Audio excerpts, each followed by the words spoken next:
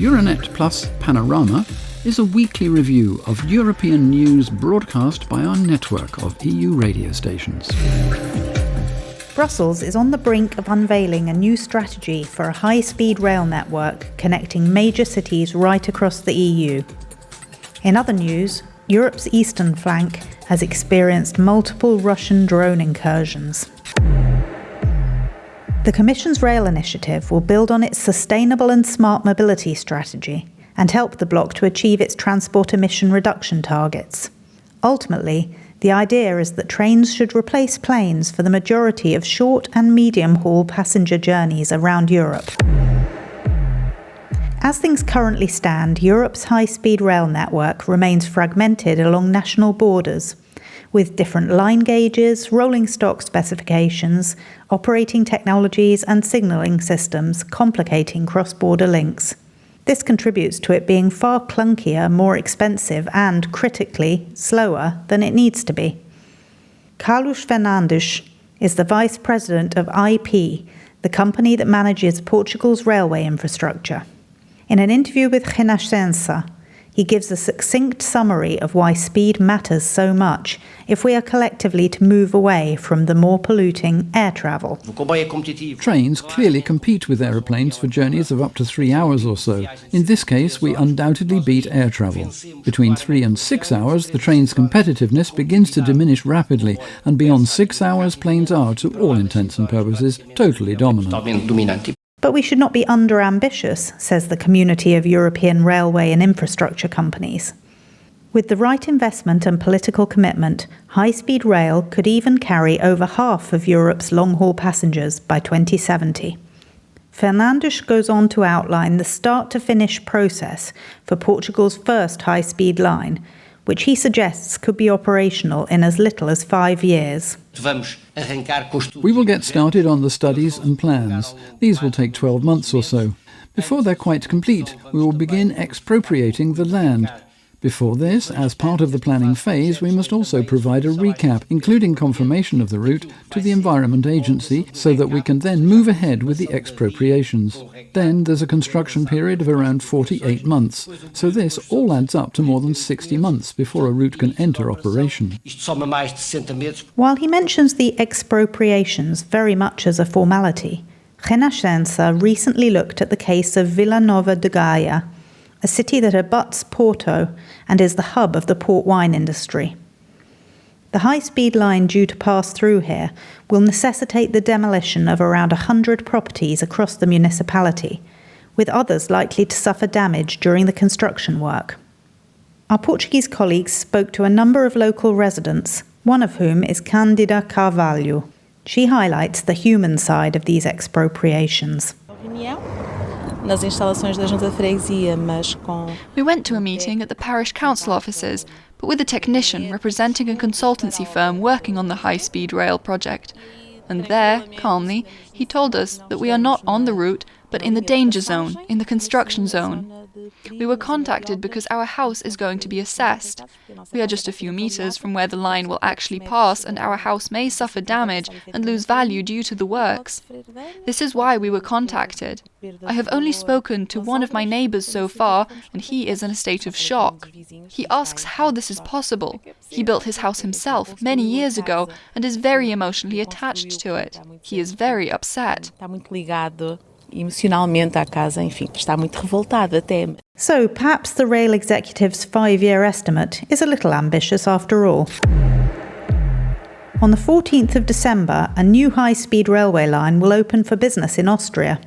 It will connect 2 federal state capitals, Klagenfurt in Carinthia and Graz in Styria. The travel time on this important route will be cut to just 40 minutes, as opposed to 1 hour and 40 minutes by car. Although this is first and foremost of benefit to Austrians living and working in these neighbouring regions, it also marks an important development at a European level, as the governor of Carinthia, Peter Kaiser, told our colleagues at Agora this week. The international dimension, which is part of the Baltic-Adriatic axis, is enormous. We are actually connecting regions from Poland to Italy, and we are doing so through sustainable rail transport. Throughout history, railways have repeatedly brought about settlements and connections between people. This will also be the case here in the third millennium. Romania's Deputy Minister of Transport, Ionuț Savoiu, agrees, as he tells Radio Romania. The high-speed rail project is fundamentally a cross-border project, so we have been aware from the outset that it must take us beyond the Romanian border. Because Vienna is about 1,000 kilometers away, Budapest some 700 to 800 kilometers. So it is a project that must include strong partnership between European countries. We must even look at developing routes in southern Romania, perhaps to Athens or Istanbul, major urban agglomerations that can serve to attract the travelling public to the high-speed train system. Yet while high-speed rail is very much on Romania's radar for the future, Bucharest is currently focused on bringing its key main lines up to interoperability standards, Savoiu explains. He suggests that it will probably be a good 10 to 15 years before any high-speed lines are up and running in the country. The Deputy Transport Minister holds out hope that the Commission's initiative will ensure some level of pan-European coordination, helping all member states to work together to achieve this goal. The EU has consolidated its opinion within the Commission. There is the intention of taking concrete action to achieve a master plan at European level that would ensure member states are sufficiently integrated for these projects to develop in a coordinated manner with a unitary concept ensuring connections between the main European cities. This is particularly important for Eastern Europe, he adds. All European countries are concerned about this issue, but especially those in Eastern Europe, where there is a development gap compared to Western countries such as France, Germany or Spain, which have had high-speed trains for perhaps 30 years. I believe that together we can find solutions, and that in the future Romania will also have such a means of transport. With the Commission expected to present its delayed draft strategy next month, we have asked Björn Bender, CEO of pan-European ticketing agent Rail Europe, what he is hoping to see in it. Bender confirms that ambition is not lacking, and what matters now is delivery, before listing a few points that he will be keeping a close eye on. So the cross-border connectivity, of course, we must prioritize the bottlenecks at borders and time to delivery on flagship projects like the Alpine tunnels or even Rail Baltica. So the big corridor upgrades, because here the travelers will feel the difference first. And of course, it needs to be doable on the operational side in practice. So we need to have commitments that we really do a minimum passenger speed of around 160 kilometers. We need binding timelines so rolling stock can really roam and connections align. And of course, the standards on infrastructure are great, but they need to have an enforcement. And what about funding? Given that cash-strapped national operators will always put domestic services first. The funding needs to be realistic. So yes, we need to have a funding throughout Europe, starting with the European Union, but also on the national side, including private capital at one point.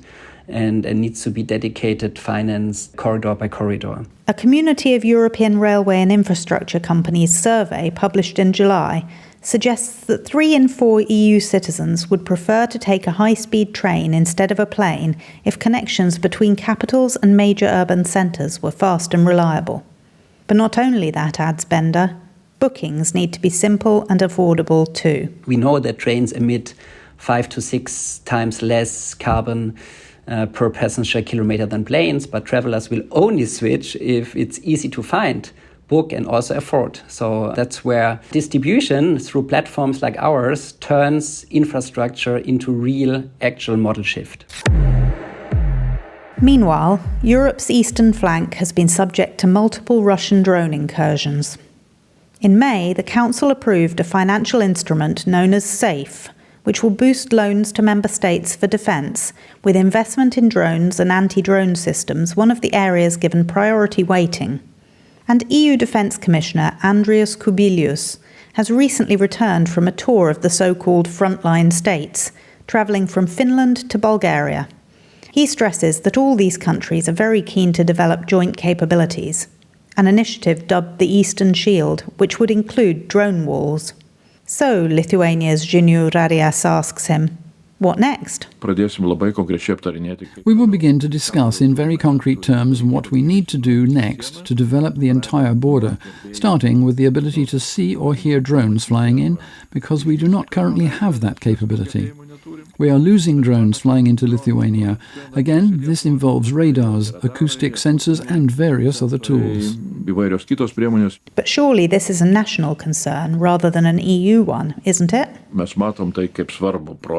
We see this as an important project, as a common European project, because countries need to develop their anti-drone capabilities not only to defend their own territories, but also to defend the entire European Union.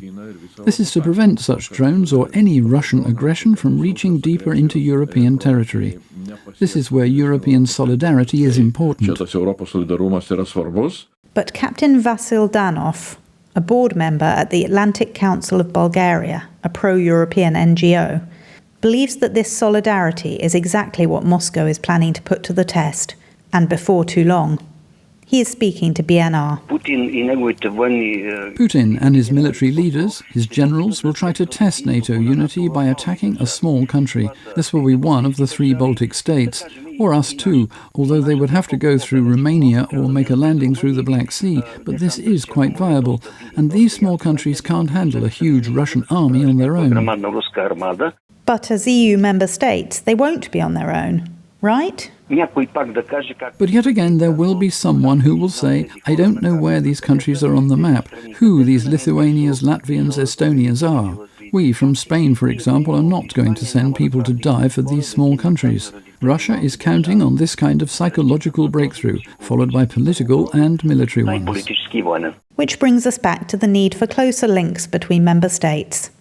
How about a high-speed rail network, perhaps? So we'll sign off there for today, but we'll be back again next week. Join us then.